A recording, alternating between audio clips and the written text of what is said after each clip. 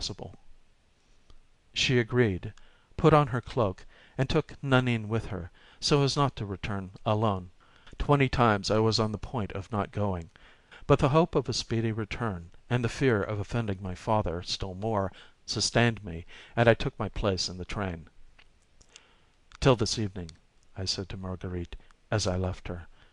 She did not reply. Once again she had not replied to the same words, and the Comte de G., you will remember, had spent the night with her.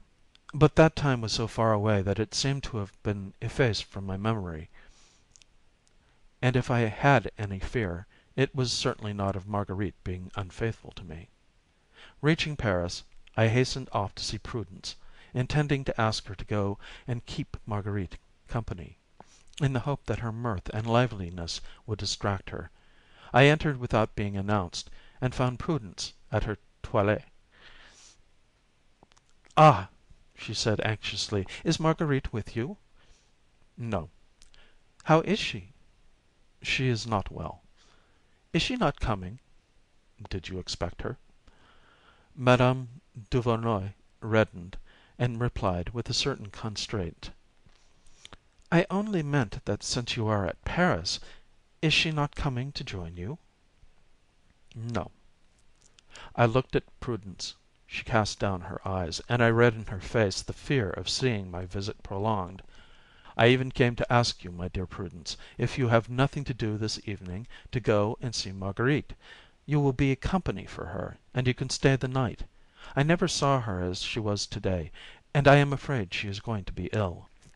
"I am dining in town," replied Prudence, "and I can't go and see Marguerite this evening. I will see her to morrow." I took leave of Mademoiselle Duvernoy, who seemed almost as preoccupied as Marguerite, and went on to my father's.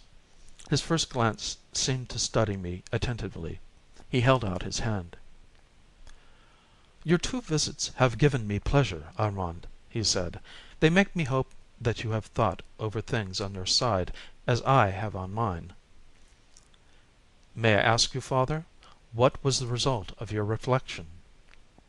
"The result, my dear boy, is that I have exaggerated the importance of the reports that had been made to me, and that I have made up my mind to be less severe with you."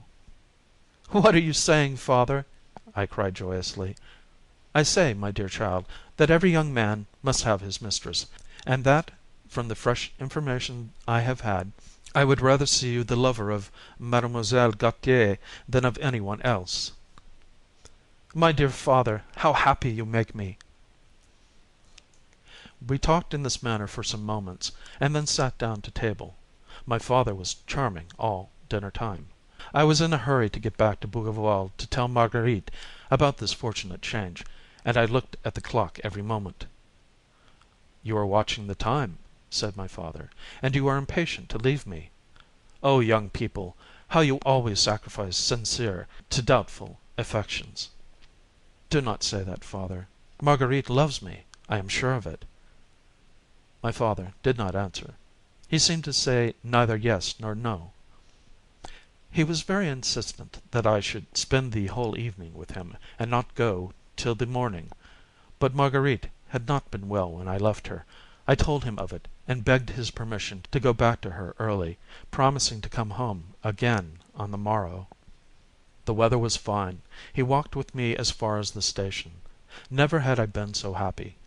The future appeared as I had long desired to see it. I had never loved my father as I loved him at that moment. Just as I was leaving him, he once more begged me to stay. I refused. "You are really very much in love with her?" he asked. "Madly." "Go, then."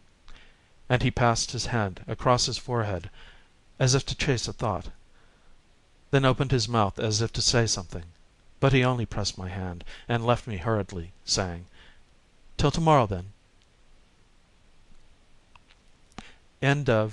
Chapter 21